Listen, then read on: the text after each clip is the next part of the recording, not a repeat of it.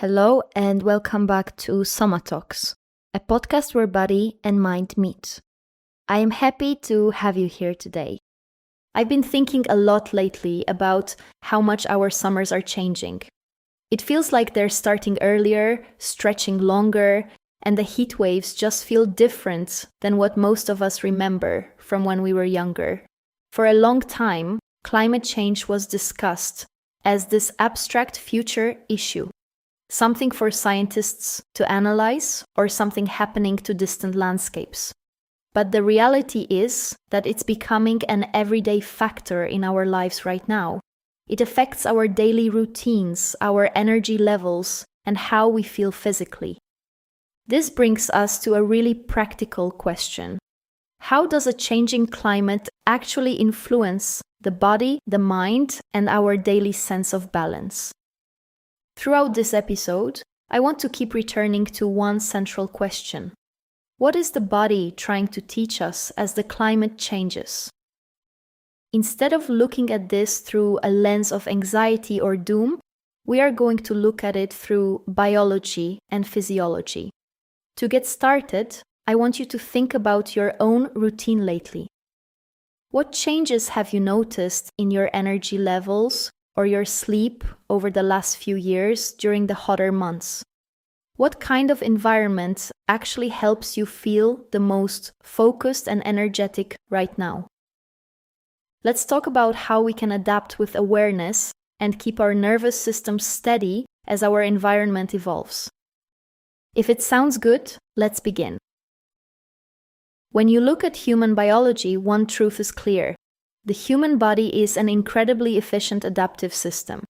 Adaptation is literally our greatest survival mechanism. For thousands of years, humans have successfully navigated shifting landscapes, temperature extremes, and changing food supplies. Your physical body is the direct product of that evolutionary success. Right now, your nervous system is constantly scanning your environment. It functions like a highly sophisticated data processor, reading millions of sensory inputs every second. It tracks ambient temperature, light intensity, humidity, air quality, and seasonal shifts. Your brain processes all of this environmental data as actionable information. The body is always listening. It is constantly making micro adjustments to your internal thermostat, your metabolic rate, and your hormone levels to keep your system stable. We can assist this built-in intelligence through basic body awareness practices like mindfulness or yoga. When we slow down enough to check in with our physical state, we learn to recognize the subtle signals our body sends us. We notice when a workspace is too stuffy, when a blast of fresh air revives our focus, or when a sudden shift in atmospheric pressure requires us to adjust our physical pace. So, answering our main question from a physiological angle, what is the body trying to teach us? It is showing us that we are fully integrated with our surroundings. Our biology already knows how to respond to environmental shifts.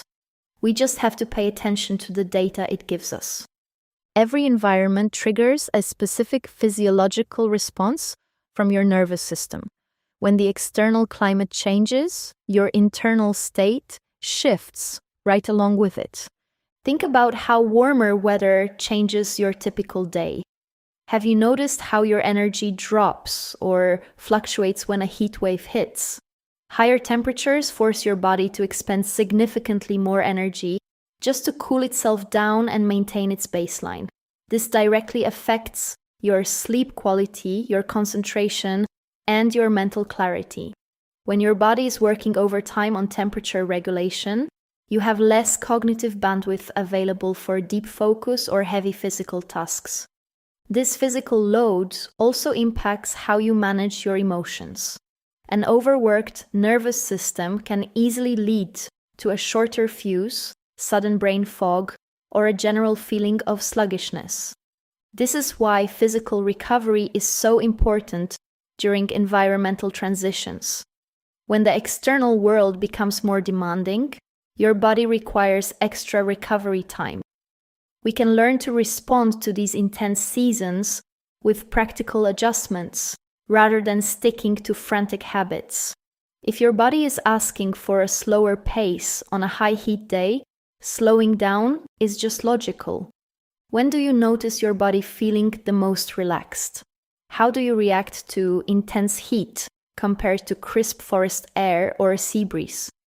By tracking these patterns, we realize that the body is asking us to respect its shifting capacity. Another thing is seeking relief. Have you noticed the massive shift in how people are planning vacations lately? There is a growing travel trend called the coolcation. Instead of booking trips to tropical beach resorts, people are deliberately choosing destinations with cooler climates, like mountains, dense forests, northern regions, and areas with crisp, clean air. This shift in travel habits is a direct expression of changing human needs. People are listening to what their physiology actually requires to recuperate. Instead of chasing high heat and crowded tourist spots, which can overstimulate the system, we are seeking out environments that allow our nervous systems to calm down. Think about how it feels to step into a pine forest on a cool morning. Your breathing immediately changes. Your heart rate settles. The cool air acts as a direct reset button for an exhausted nervous system. Choosing these places isn't just a lifestyle trend. It's intuitive biological management. We are letting our locations solve our internal stress. Our travel choices tell us exactly what our bodies are lacking. You can ask yourself a question. What kind of climate helps you feel the most grounded right now? The body is teaching us to actively find environments that rebuild our energy rather than drain it. When we look at our environment, we have to look past the global climate. The weather outside is just the macro layer. We also live inside multiple microenvironments every single day, and each one directly impacts our internal state. Think about the air quality inside your home or your office.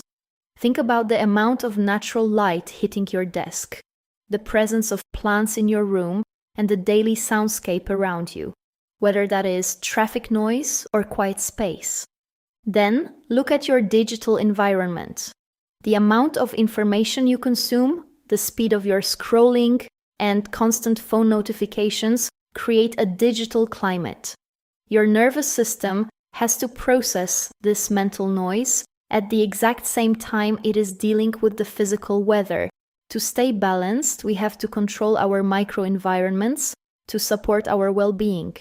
That means opening windows for regular air circulation, getting natural morning light, adding plants to our workspace, and setting strict boundaries on screen time to lower information density. The body is teaching us that every layer of input matters. By organizing your immediate microclimate, you give your body a solid foundation to handle the bigger climate shifts happening outside.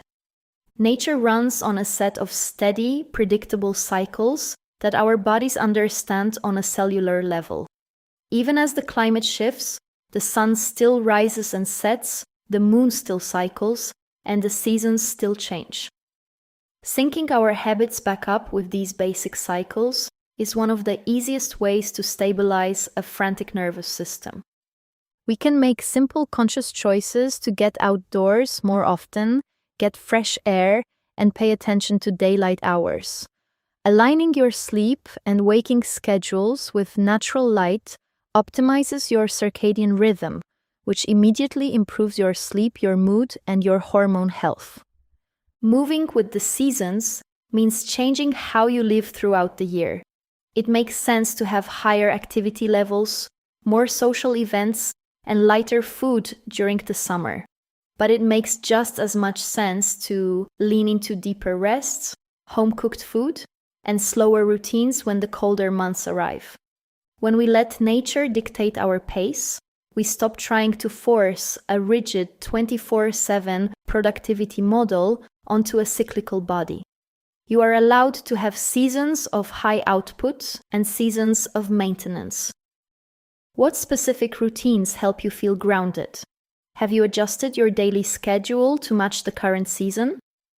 The seasons teach us that stability requires change. There is a functional time for high energy and a functional time for recovery. Bringing all these pieces together shows us that body-mind alignment is not a permanent goal you reach once. It is an ongoing, daily practice. To live well in a changing world, we have to build the skill of adapting with awareness. Real resilience is about flexibility.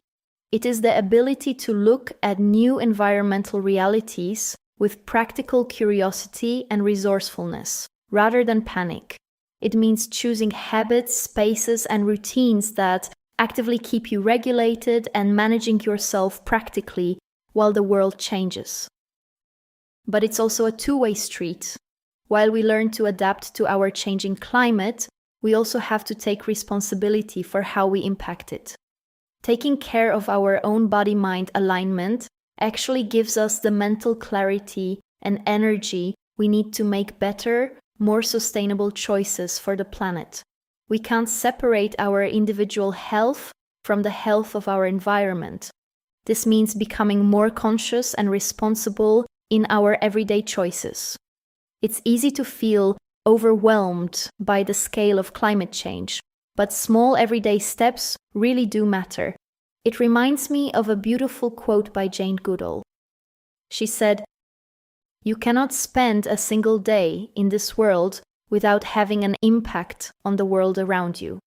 What you do makes a difference, and you have to decide what kind of difference you want to make."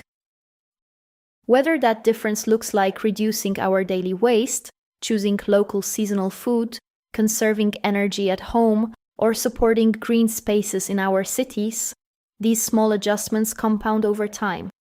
When we care for our surroundings, we are directly caring for the system that sustains us.